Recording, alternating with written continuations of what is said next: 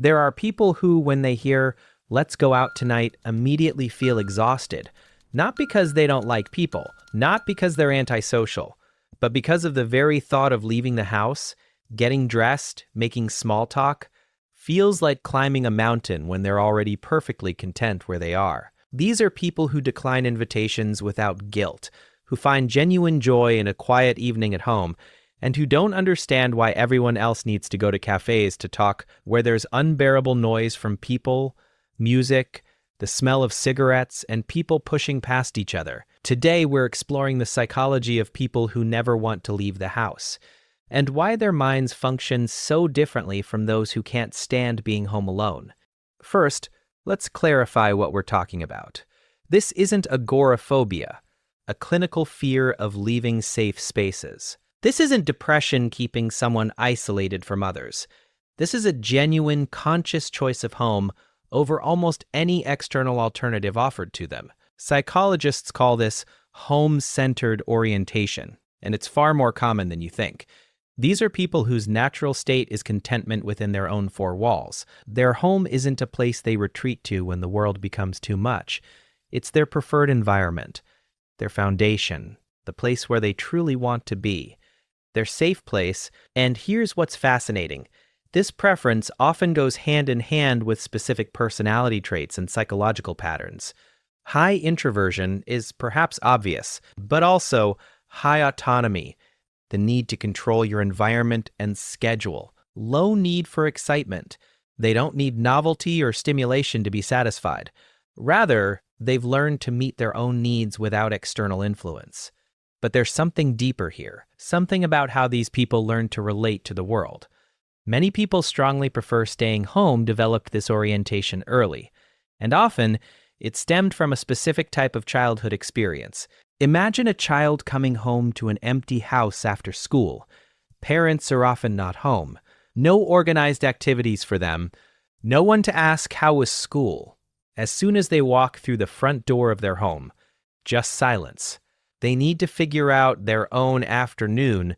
What does that child learn? What do you think? They learn that home is their territory, their controlled environment, the place where they don't have to perform for anyone or meet anyone's expectations or fake a smile. They learn to entertain themselves, to find satisfaction in their own planned activities, to create their own structure instead of relying on external influences, and crucially, they learn that being alone doesn't mean being lonely. This is the foundation many homebodies are built on. Radical self-reliance within a safe, controlled space. When you grow up essentially raising yourself, yes, I said raising yourself, for a significant part of the day, you develop a different relationship with solitude. It's not something you fear or avoid or feel lonely about. It's your natural state, your comfort zone. Home becomes psychologically coded as the place where you're most yourself, where you don't have to manage other people's expectations or their energy, where you're free. And once that state is established, it rarely changes. You know why?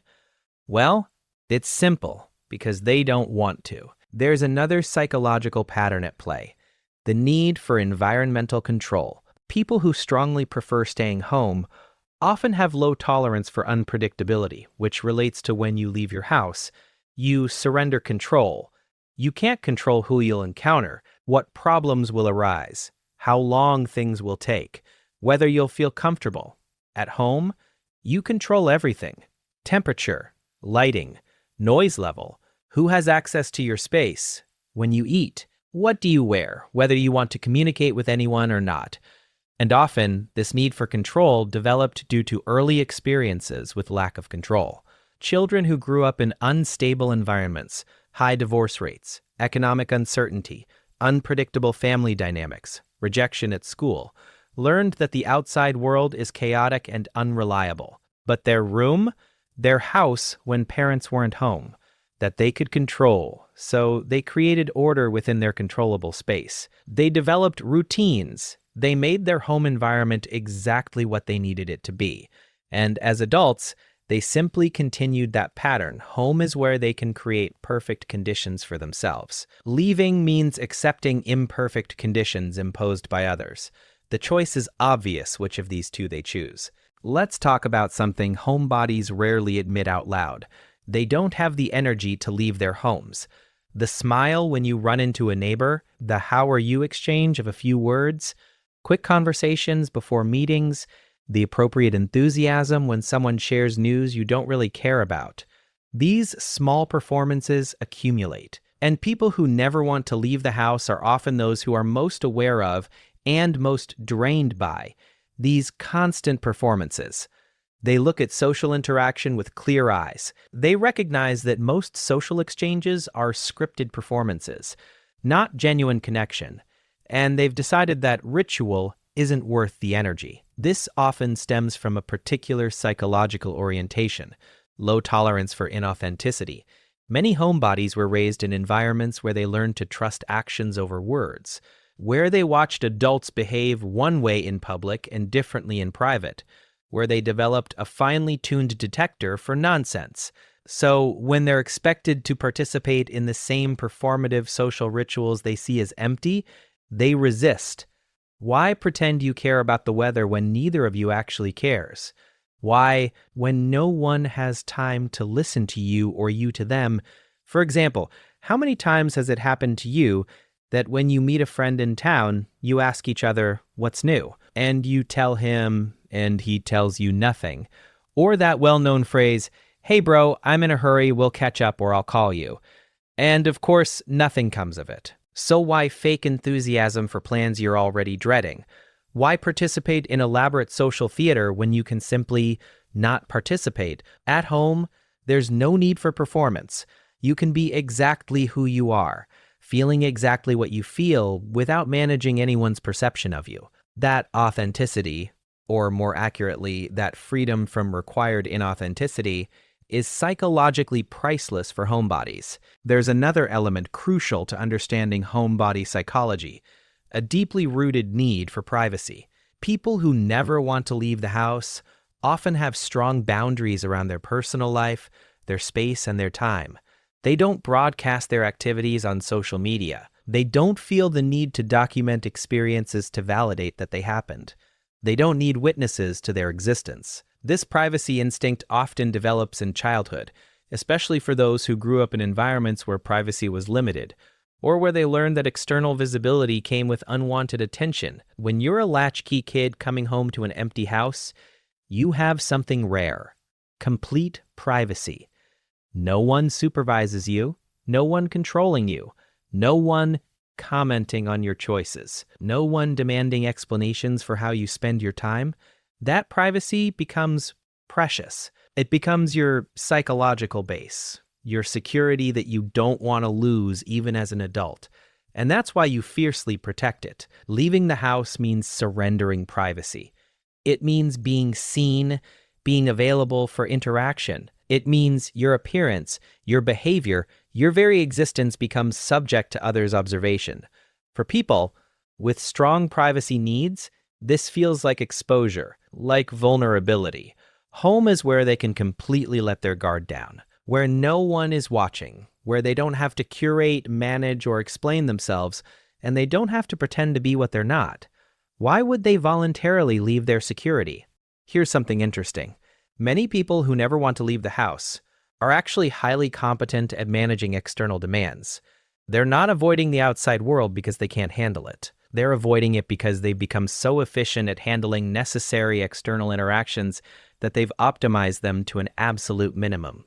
This is the competence paradox. They've mastered online grocery delivery, remote work, digital banking, and strategic social management to the point where leaving home genuinely isn't necessary for most of their needs.